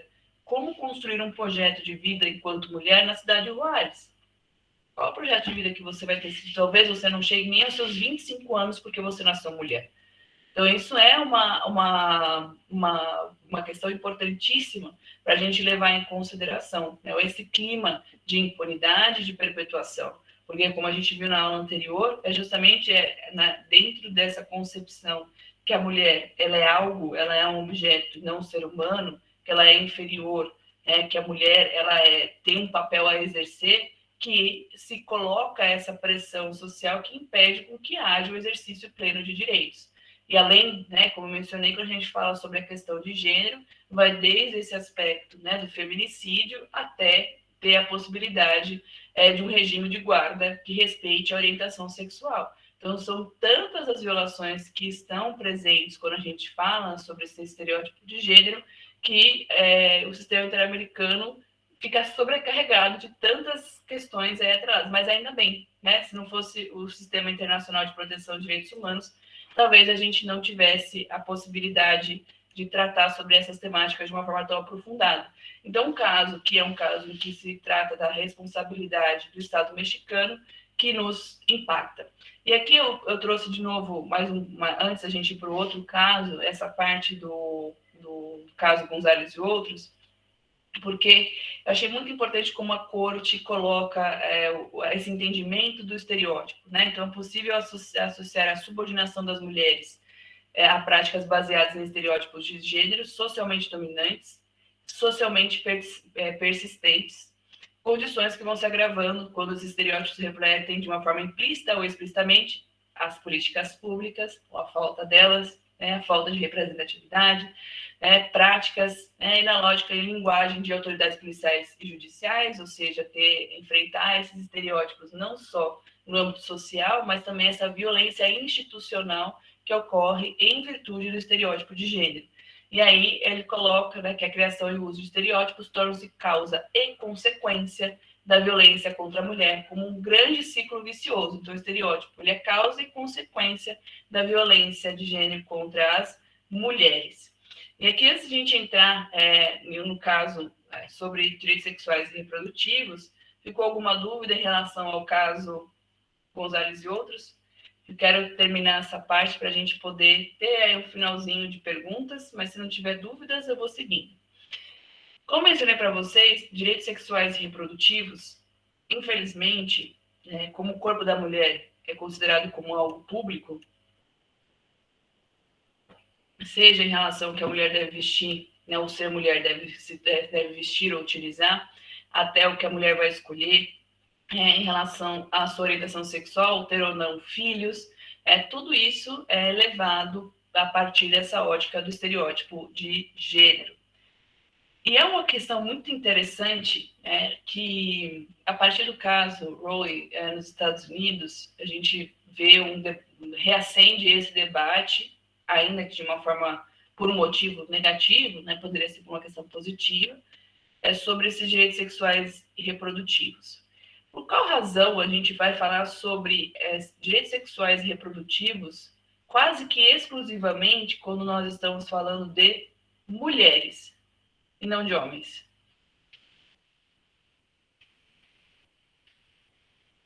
Por que será que a gente vai falar sobre essa questão em relação a mulheres e não em relação a homens, em relação ao direito sexual e reprodutivo? Porque, embora a gente tenha, né, a laqueadura forçada de muitas mulheres, a gente não vê a esterilização forçada como casos recorrentes na justiça em relação a homens. Não tem nenhum homem que pode até ter tido, não vou generalizar, mas não é com a frequência que a gente lê, um homem foi fazer uma cirurgia X, ele sai da cirurgia, além de tudo, estéril, por exemplo. Em relação às mulheres, isso ocorre com muita frequência. Porque a mulher, ela passa por essas violações em relação aos seus direitos sexuais e reprodutivos. Porque essa perspectiva do estereótipo do que é ser mulher. Então, e é uma questão que é muito revoltante em diversos aspectos, mas estudando essa matéria, né, com mais profundidade, a gente vê que há uma escolha sobre essa visão do ser mulher, né? Aquela visão da mulher, a mulher e aquela visão, né, estereotipada em relação à mulher, a mulher que vai ser mãe, a mulher que tem que ser mãe, provedora da casa, cuidar dos filhos, etc. Ao mesmo tempo, né, quando a gente está falando de mulheres, né, mulheres pobres, quando a gente está falando de mulheres periféricas, mulheres negras, há ali, na verdade, uma ideia contrária. Não, a gente precisa retirar esse direito, né, sexual e reprodutivo dessas mulheres, porque a gente, enquanto sociedade, acha que isso é a melhor coisa a ser feita. Então, o que é exatamente esperado pela sociedade? Vocês querem que qual mulher exista, né? Essa concepção estereotipada da mulher. E esse caso, ele é muito importante, de novo, é um caso que não tem o nome inteiro, né, justamente para preservar a vítima, em que ela foi submetida a uma esterilização forçada e ela tinha interseccionalidades. Era mulher pobre, mulher peruana, mulher refugiada na Bolívia. Então, novamente, né, sem falar das mulheres com deficiência, que são casos que a gente vê de uma forma cotidiana. E esse caso não trata de mulheres com deficiência, mas poderia ser, claramente poderia ser, porque infelizmente é uma realidade da nossa região, em que ela foi submetida a uma esterilização sem o seu consentimento.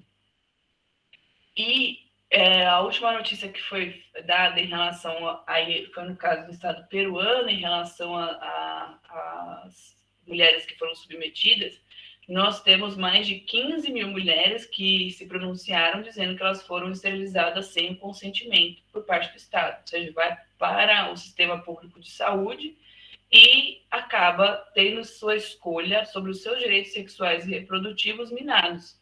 Então, é desde essa perspectiva de uma cobrança social, né, a partir do momento que há esse reconhecimento, né, a sua identidade de gênero mulher, uma cobrança sobre o que você deve ou não deve fazer, como você deve ou não deve se portar, o seu planejamento familiar, né, o seu planejamento familiar em relação ao planejamento familiar da mulher é algo público, no sentido de que todo mundo vai opinar em relação a isso.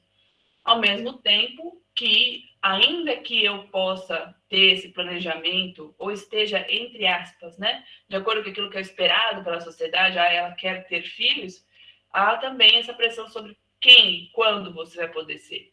Isso são graves violações de direitos das mulheres que se tornam recorrentes. No âmbito interno, nós temos diversos casos nas nossas cortes de mulheres com deficiência que foram esterilizadas forçadamente, né? Ou seja, sem seu consentimento. E esse caso traz um caso, né, de gênero composto em relação a essa mulher, em que ela não teve a sua autonomia em relação à sua escolha.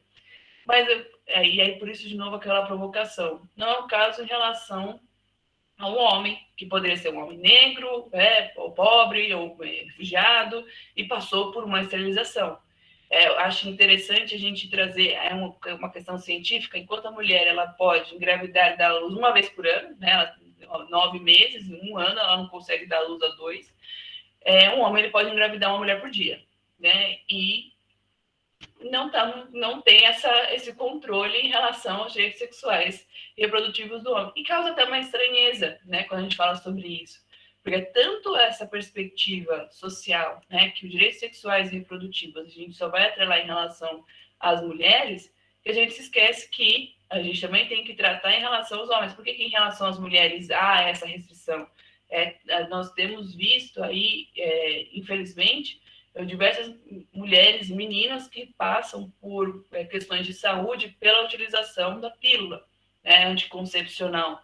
Às vezes incentivadas muito cedo a utilização, né, da pílula anticoncepcional, que causa um grave dano em relação à saúde da mulher em muitos casos. E por que não ter? E aí, há quantos anos nós já não temos isso? Por que não existe, então, uma questão semelhante para os homens? Né? E aí, tem alguns países que estão desenvolvendo justamente isso. Mas eu sou esperançosa em muitos casos, mas em relação a esse eu acho muito difícil. Por quê? Porque a sociedade não entende que esse controle, esse planejamento familiar está atrelada à figura masculina, está atrelada em relação ao gênero feminino. Então, a gente tem que ter essa visão completa, né? O quanto que esse estereótipo realmente atrapalha a vida e o projeto de vida da mulher. Aqui, novamente, uma questão de projeto de vida. Ou seja, eu não tenho nem escolha dos meus direitos sexuais e reprodutivos. Eles estão sendo controlados de uma forma pública, seja por políticas públicas, seja pelos entes privados. E a corte, nesse fenômeno, ela observou que essa esterilização não consensual, que ocorreu nesse caso, mas ocorre em tantos outros, né, é marcado pelas consequências dessa relação historicamente desigual entre homens e mulheres.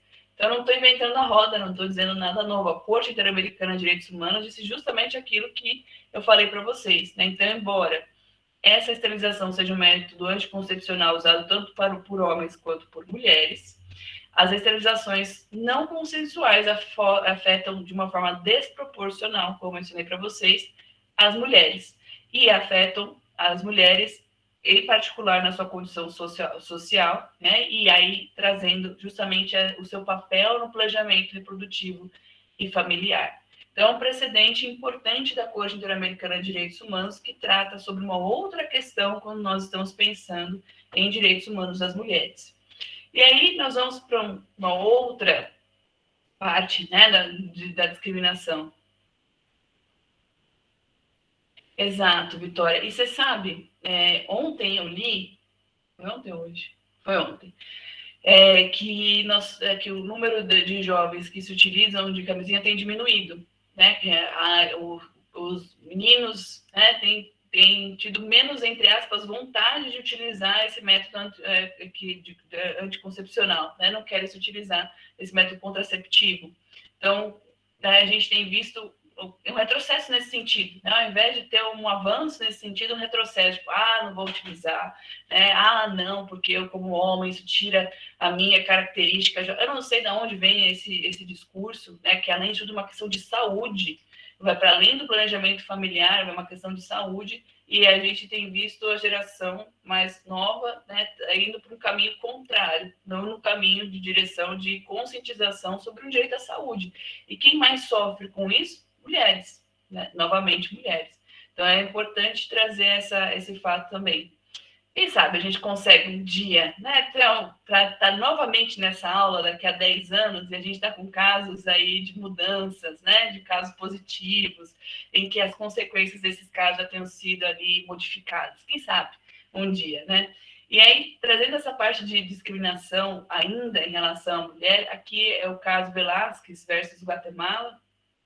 Não é o Velázquez Rodrigues, que é o primeiro caso da Corte Interamericana, é o Velázquez Pais, em que ficou muito claro que a vítima de violência sexual ela foi revitimizada porque uma influência dos padrões socioculturais discriminatórios em relação à mulher, uma desqualificação da credibilidade das vítimas durante o processo penal, que vai trazer como consequência a não responsabilidade dos perpetradores das violações dos direitos das mulheres e um clima de impunidade. Então, novamente, mais um caso que trata sobre essa falta de diligência e esse cunho de discriminação em relação à mulher no devido processo legal, que traz um clima de impunidade. Então, daí a necessidade de se levar tantos desses casos para o Sistema Interamericano de Direitos Humanos, buscando trazer parâmetros interamericanos sobre essa temática e também parâmetros sobre a responsabilidade internacional dos Estados. E um outro caso que eu quero trazer para vocês, que eu acho, na verdade, são dois casos que eu sempre coloco eles em conjunto, que é em relação às mulheres indígenas, em relação à questão da língua. A Corte Interamericana de Direitos Humanos, antes de eu falar especificamente sobre essa parte, ela tem um posicionamento muito claro hoje no entendimento de que violência sexual é considerado como tortura. A proibição da tortura, ela é no direito internacional um ius cogens. Significa dizer que em qualquer lugar do mundo, ainda que eu seja um país que não ratificou nenhuma convenção de direitos humanos, nem a convenção contra a tortura, eu não posso ter tortura no meu território. Isso vai levar a uma responsabilidade internacional, caso isso ocorra.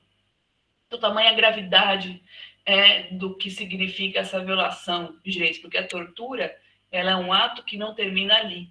As consequências da tortura elas se perpetuam juntamente com a vida daquele indivíduo que sofreu a tortura.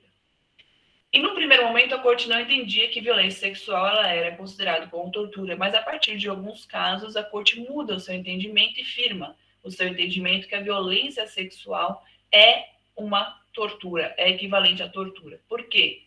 Porque há uma intenção clara de infligir sofrimento em relação a uma determinada vítima, a partir da sua humilhação, no caso, a utilização da violência sexual, com o objetivo de demonstrar poder em relação a essa vítima.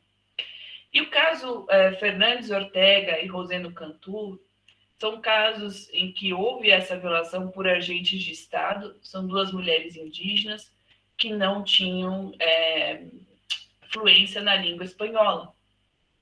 E elas passam por uma grave violação. O caso Fernandes Ortega um caso em que ela se localizava em um local ocupado por paramilitares. O seu marido, ele fazia parte de um grupo revolucionário, buscando ali combater essa ocupação. E no momento em que ela está sozinha, esses indivíduos eles entram na sua residência e a violam sexualmente, enquanto perguntam para ela onde está o marido. E mesmo que ela soubesse, ela não conseguiria falar, porque ela não estava entendendo o que eles estavam falando com ela. E ela vai fazer uma denúncia e ela passa por um processo de discriminatório surreal, de desqualificação da sua palavra, sendo apenas atendida por homens, não tendo um atendimento médico devido em função dessa violência sexual. Ela posteriormente sofre uma segunda violação em relação aos seus direitos, e ela não tem ali em nenhum momento uma tradução. Ela não tem uma tradução. E isso impede completamente ela de ter um acesso à justiça. Para além disso, os dois casos são marcados por uma jurisdição militar. Então, você sofre uma violação por um agente militar e você vai ter uma corte militar que vai olhar para você e vai dizer se você teve a violação dos seus direitos ou não. A Corte Interamericana já em diversos casos, e inclusive nesse falou, para casos de civis, você não pode ter uma justiça militar atuando no caso. Cadê a imparcialidade? Cadê realmente esse acesso à justiça? Então, nesses dois casos, houve ali, no caso Rosendo Cantu, no momento dos fatos, ela era considerada como criança, né, segundo a Convenção da ONU sobre o Direito das Crianças, criança é aquele de 0 a 18 anos, em que ela não conseguia também denunciar o estupro, né, diante das autoridades, porque não tinha também a tradução da sua língua, e ela sofria diversas ameaças por querer trazer à luz o seu caso. Então, o caso da Rosendo Cantu, além de tudo, é marcada por diversas ameaças que a impediam de internamente buscar a justiça. Então, 2 casos que acabam indo, né, para o Sistema Interamericano de Direitos Humanos, em que há a consideração da responsabilidade do Estado mexicano em relação à falta de devida diligência, à construção de mecanismos, né, para evitar essas violações, porque o Estado tem ciência do que está acontecendo e se omite nesse sentido, e reparar as vítimas no caso da violação. Além de tudo, né, uma grave violação ao acesso à justiça, quando há uma interferência da justiça militar em casos envolvendo civis. No caso, um grupo muito específico, a gente está falando de mulheres indígenas, que não tiveram aí o seu acesso à justiça e estavam em uma situação de maior vulnerabilidade, não só pela sua condição, mas também pela sua localização. E por isso mesmo que, obviamente, a Corte levou em consideração esses estereótipos de gênero, as circunstâncias para considerar o Estado mexicano responsável. Então, aqui da mesma forma, denunciou e perseverou em sua reclamação, sabendo que na região onde morava continuavam presentes militares, alguns dos quais ela imputava criminalmente a prática de um grave crime. Então, Rosendo Cantu, muito corajosa em levar seu caso adiante e ter ali a possibilidade de um apoio das organizações não governamentais para levar esse seu caso para o Sistema Interamericano de Direitos Humanos. E aí nós chegamos, então, ao nosso último caso, que é o caso em que o Brasil foi condenado.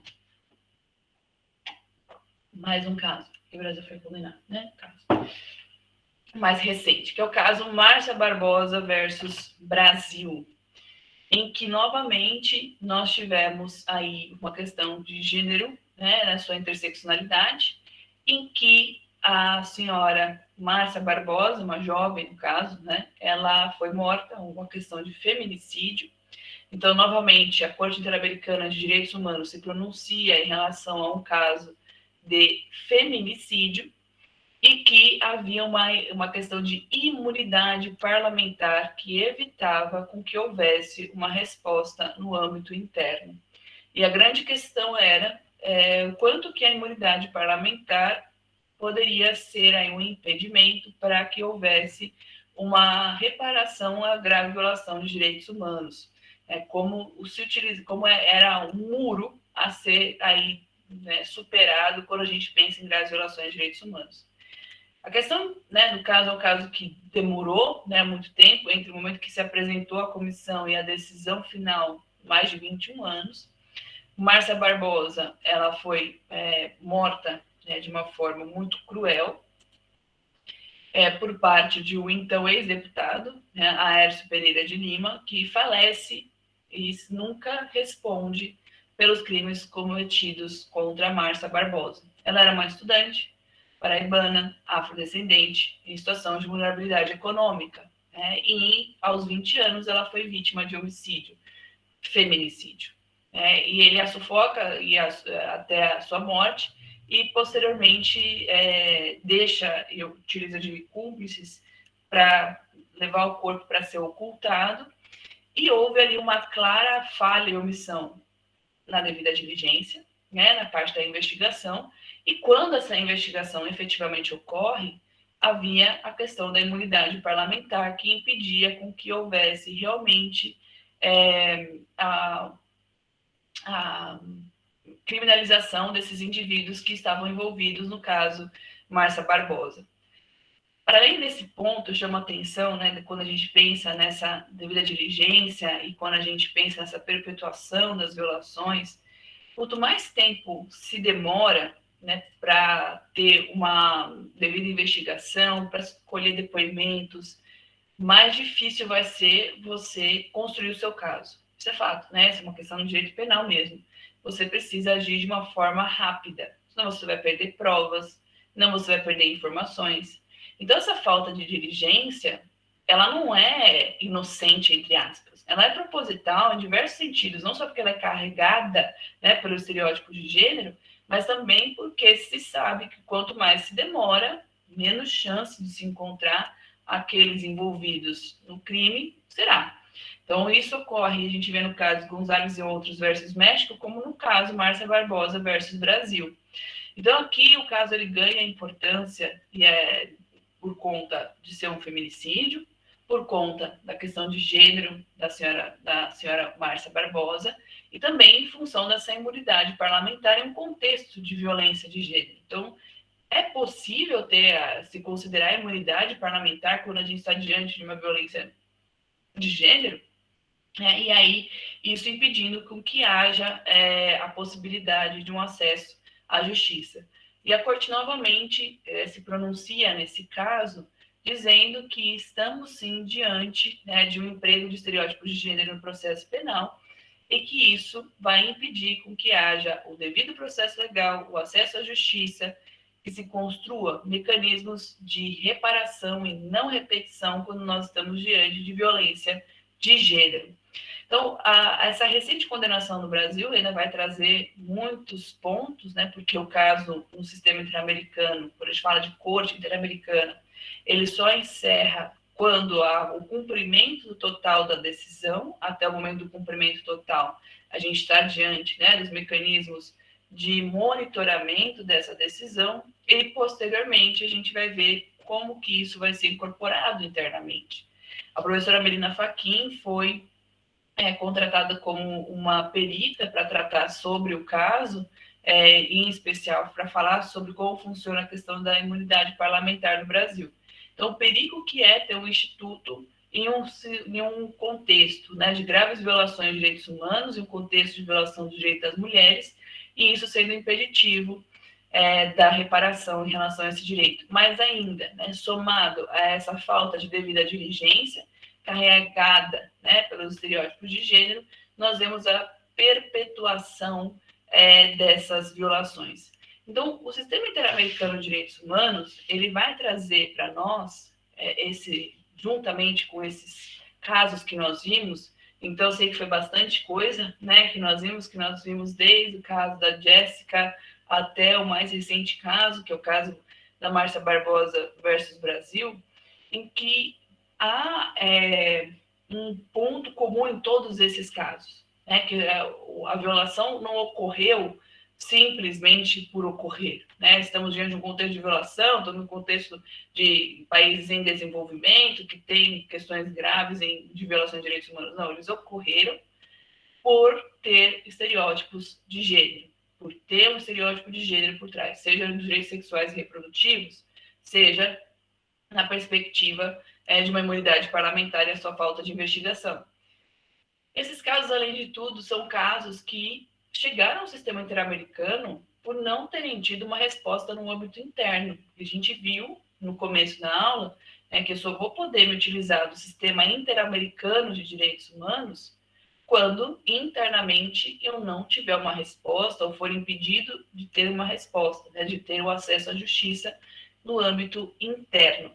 Então, o direito internacional dos direitos humanos, ele vai se pautar na construção positiva desses direitos, o positivo do positivado mesmo, trazendo a proteção do direito das mulheres e vai trazer mecanismos para justamente implementar esses direitos historicamente construídos, internacionalmente positivados. Então, dentro dessa perspectiva que o curso foi trazido, né? Trazer de uma forma esses direitos e trazer como que eu coloco esses direitos no âmbito do direito internacional dos direitos humanos. E os casos, né, contenciosos da Corte Interamericana ou os casos consultivos que nós vimos se pautam justamente para buscar trazer mecanismos para superar essas violações. Então, para além de aferir a responsabilidade internacional dos estados, dizer o Estado brasileiro violou X, o Estado mexicano violou Y, o Sistema Interamericano de Direitos Humanos quer nomear essas violações e buscar mecanismos para superar essas violações, para evoluir nessas violações.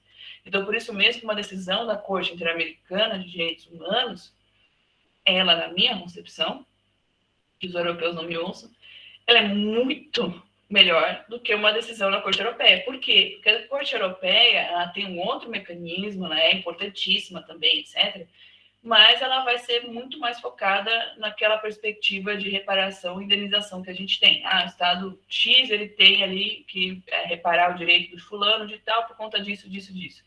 A Corte Interamericana, ciente, né, da região que ela exerce a sua jurisdição, que é uma região marcada por graves violações, por graves questões atreladas à possibilidade de exercer direitos políticos, sociais e culturais, a gente pega uma decisão da corte, ela vai trazer conceitos, ela vai trazer precedentes de outras jurisdições, e ela vai trazer na sua decisão não só a colocação da responsabilidade ou não daquele Estado, mas como aquele Estado deve agir para reparar. Então, é uma decisão que fala, Estado, para isso, você tem que treinar os seus agentes policiais.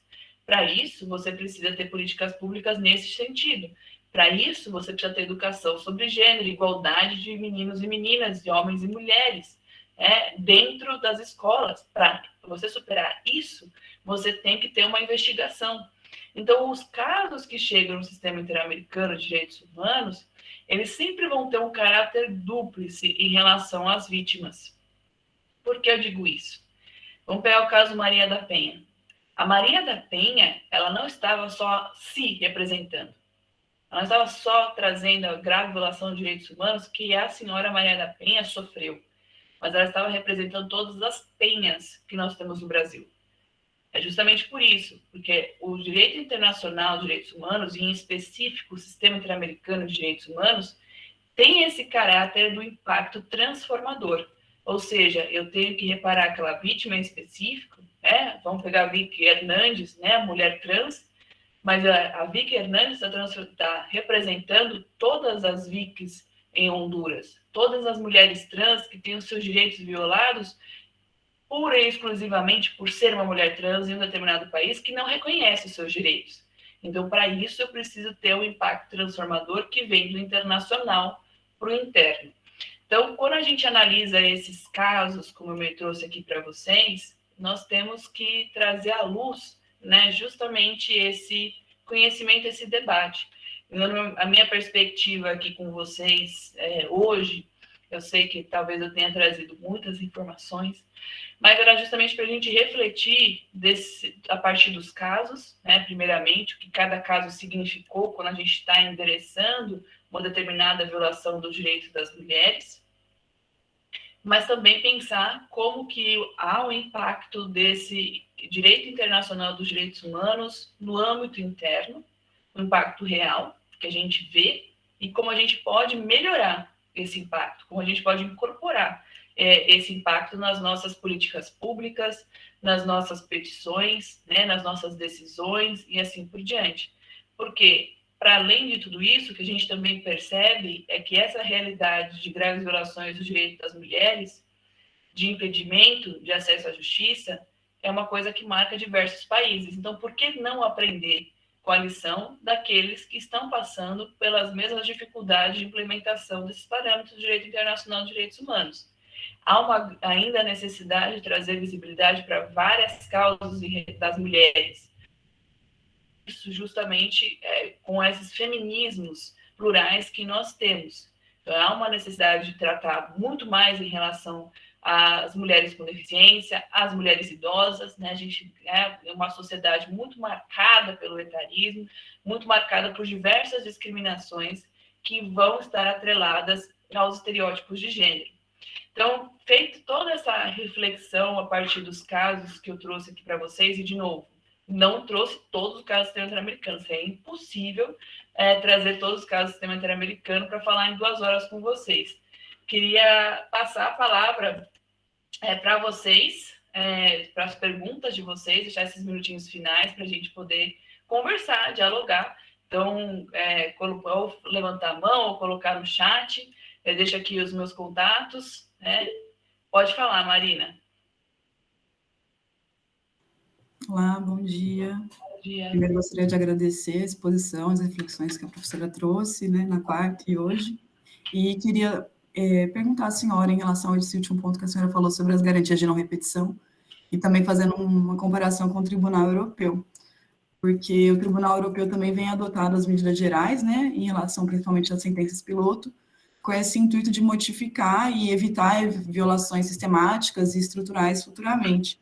E eu gostaria de perguntar como é que fica isso no sistema interamericano, principalmente em relação a esses casos que nós estudamos, se há um cumprimento de sentença por parte dos estados, como que eles recebem isso, porque é uma modificação interna, né? Muitas vezes com inserção de políticas públicas, ou então para aderir mecanismos que vão efetivar esses direitos.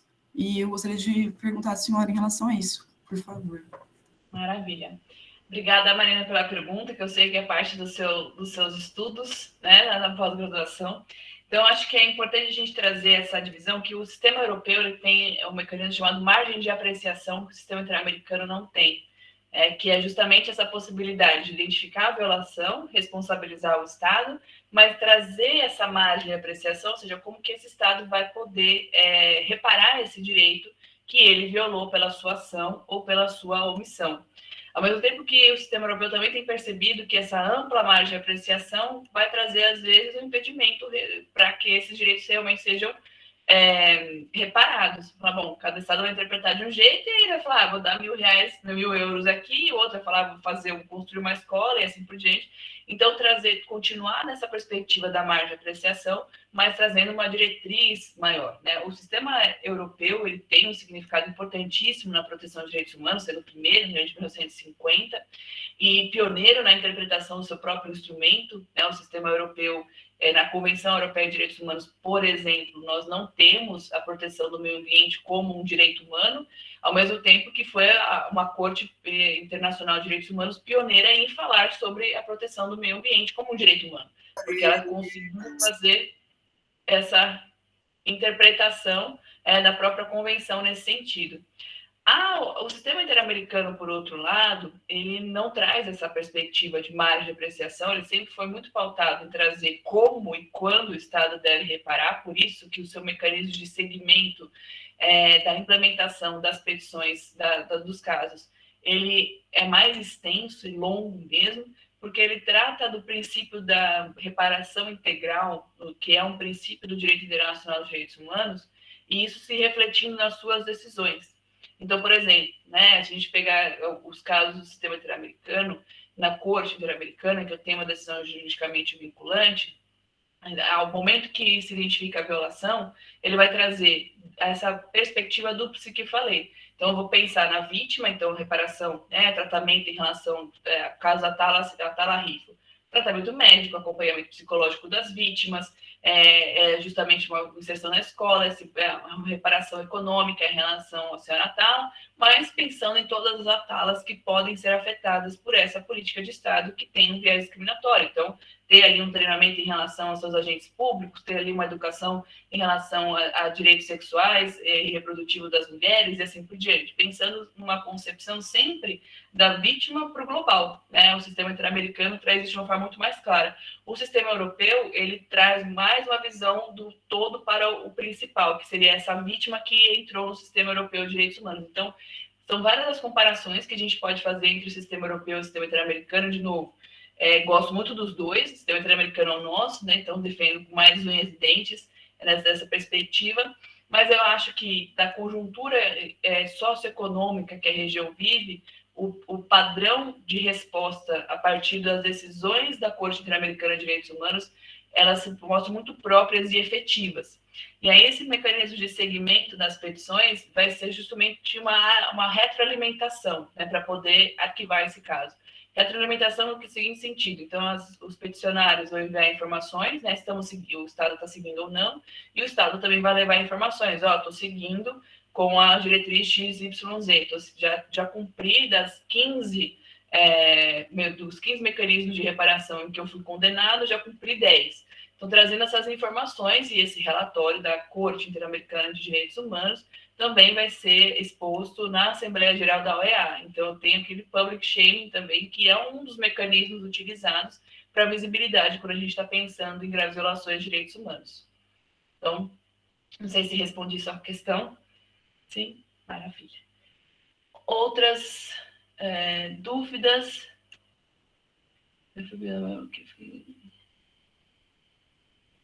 Sim, a Mariana colocou mais coisas sobre o caso Márcia Barbosa. O caso Márcia Barbosa, recomendo também. Quem quer estudar sobre casos, recomendo. Sem dúvida. Vocês estão tímidas hoje, gente? Foi muita matéria. Todo mundo exausto. Né? Chegar na sexta-feira cansado. Mas o incentivo que a gente tem que ter não é só pensar, eu acho que isso eu queria encerrar, já que já não temos mais dúvidas, colocar esses parâmetros internacionais no âmbito da nossa realidade cotidiana. Isso me incomoda um pouco, porque às vezes parece que o internacional, então o Estado mexicano foi condenado, mas isso não significa nada. Às vezes a gente vê algumas notícias, até em relação ao caso Barbosa, que eu recebi, pessoas falam, mas o Brasil foi condenado, mas isso não vai adiantar nada, né? Porque o que é a Corte Interamericana de Direitos Humanos? Ou, às vezes, aquele questionamento básico, né? O que a Corte Interamericana de Direitos Humanos vai falar sobre o Estado brasileiro, não sei o quê. A gente esquece, né, que o Estado brasileiro faz parte do sistema interamericano por livre e espontânea vontade. Ninguém ameaçou o Estado brasileiro a fazer parte do sistema interamericano. Ratificou a Convenção Americana de Direitos Humanos porque quis, né? Aceitou a jurisdição da Corte Interamericana porque quis. Exerceu a sua soberania para fazer parte desse sistema, da mesma forma que exerceu a sua soberania para fazer parte do sistema onusiano. É a sua expressão de soberania. E, claramente, tem o seu contraponto. Aceitei, né, exerci a minha soberania para isso, então eu ter uma decisão da Corte Interamericana de Direitos Humanos não é contrária à minha soberania, está alinhado com aquilo que eu manifestei enquanto Estado soberano. E aí a gente vê em casos, não necessariamente de casos de violência de gênero, em relação ao Estado brasileiro, o caso Vladimir Herzog e o caso Guerrilha do Araguaia, por exemplo, né, que são casos atrelados à ditadura militar que ocorreu no Brasil. Um dos pontos, né, da decisão, comuns a essas duas decisões, é justamente a lei de anistia. Né? A Corte Interamericana de Direitos Humanos se manifestou dizendo que a lei de anistia é contrária à Convenção Americana de Direitos Humanos. A Corte, então, fez um controle de convencionalidade e disse essa decisão, essa legislação não deveria mais estar no seu Estado, Brasil. E, por enquanto, ela ainda está. Né? E, infelizmente, ao existir essa legislação, vai se perpetuar essa falta de investigação. Então, a gente vê essa relação. De novo, são dois casos não atrelados diretamente à questão de gênero, mas que eu acho importante a gente trazer essa reflexão. Vitória. Pode falar. Oi. Então, como você trouxe dois casos aí não relacionados, né, mas também falando ainda sobre a questão do direito internacional, eu acho interessante também lembrar do caso da chacina da favela Nova Brasília, que inclusive mudou os parâmetros, aqui no Rio de Janeiro, pelo menos, de você informar sobre violência policial. Porque antigamente você chamava de autos de resistência, e aí, quer dizer, com essa condenação que o Brasil sofreu, você passou a ter mecanismos de investigação a respeito dessa violência policial e você, inclusive, alterou essa nomenclatura. Teve várias condenações e que foram adotadas e que hoje você entra no site, você consegue ver os gráficos, você consegue ter estatísticas a respeito da violência policial, inclusive de morte, com relação às pessoas. Então, só uma contribuição aí. Não, mas eu mencionei o caso do Vela Nova Brasília, quando eu falei da questão do Miguel Castro, trouxe justamente esse paralelo. Claramente, o Miguel Castro é uma questão de mulheres em situação de cárcere, mas é a questão da violência policial. E o caso do Vela Nova Brasília, ele é um caso que muito mais atrelado à questão de gênero do que, por exemplo, o caso do Vladimir Herzog, mas que tem essa grande contribuição em mudanças, né? E eu acho que isso o Estado do Rio de Janeiro incorporou isso muito bem. Agora de uma federação, vejo com realmente bons olhos, alguns outros estados ainda não, mas é um caso que é importantíssimo quando a gente está falando da atuação do poder estatal e essa visibilidade e a questão do estereótipo de gênero, ainda que a gente não tenha, né, essa possibilidade de autos de resistência, quantas investigações não ocorrem, quando a gente está pensando na violência perpetrada pelo próprio Estado. E eu acho que o caso do Favela Nova Brasília é um caso que deveria ser mais explorado, muito mais explorado na realidade que a gente tem. Caso que a gente vê, não vou falar nenhum segredo, todo mundo viu essa notícia, daquele senhor que foi torturado, morto. Colocaram ele num carro, colocaram ele com gás, e cadê o resto? Como é que a gente vai falar mais sobre isso? A gente precisa falar mais sobre isso. Então, só sobre falar de caso do sistema interamericano, eu acho que é importante essa contribuição que a Vitória trouxe, realmente a gente consegue ter gráficos sobre isso, é uma decisão da Corte Interamericana, olha como a gente consegue incorporar isso no nosso dia a dia como operadores do direito.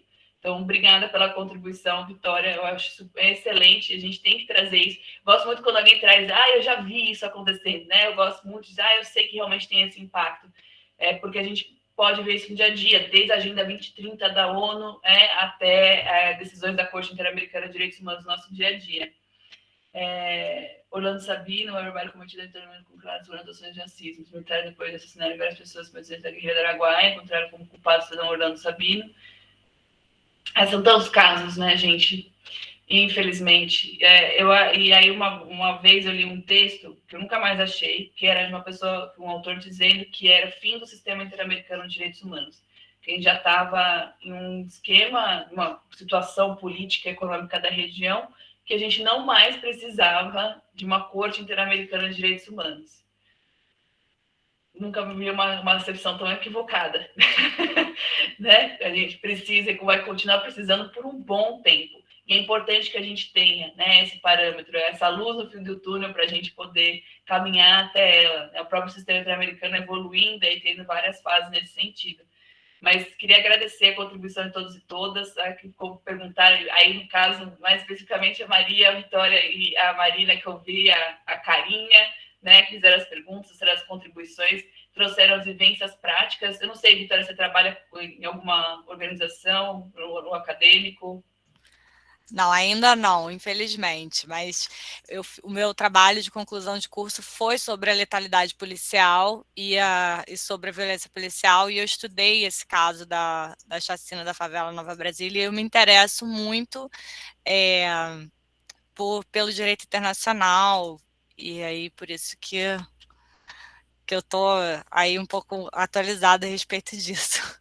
Maravilha, maravilha. Então, eu recomendo fortemente que fique aí de olho nas vagas do CEGIL, que tem tudo a ver com a sua área de pesquisa. Eles abrem várias vagas nesse sentido, a Conectas, organizações que nós temos aí que fortalecem direitos humanos, tantas outras que nós temos.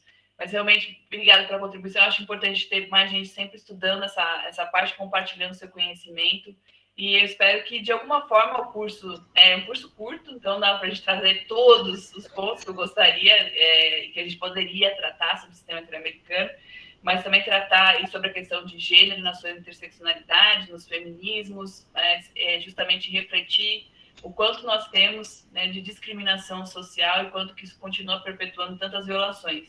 Que a gente um dia possa ter o direito de ser livremente, sem nenhuma consequência para a elaboração do nosso projeto de vida. E no mais, então, eu quero desejar um excelente final de semana para todos e todas e todes, que vocês aproveitem, que vocês possam aí refletir bastante. Obrigada, Vitória, obrigada, Marina.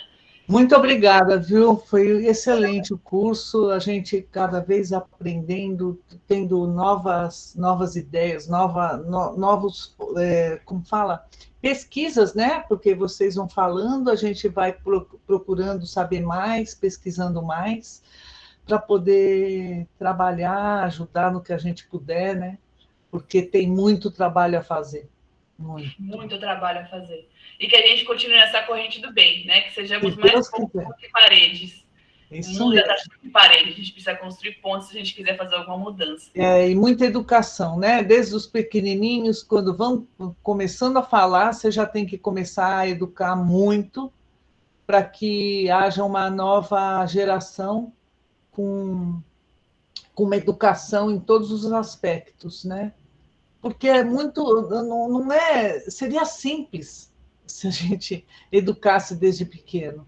Não é uma coisa que é impossível de acontecer, né? Mas é que essa nova geração, os pais dessa nova geração que vão vendo tudo isso, eles podem ajudar muito, né, na construção dessas crianças para um entendimento melhor, para que seja uma coisa natural. Porque, gente, essa coisa que você falou de não ter uma higiene, de não poder usar na menstruação, não ter, sabe, nas penitências, gente, são coisas tão básicas, e as pessoas, elas ficam se batendo por orgulho, por preconceito. Gente, o que é isso?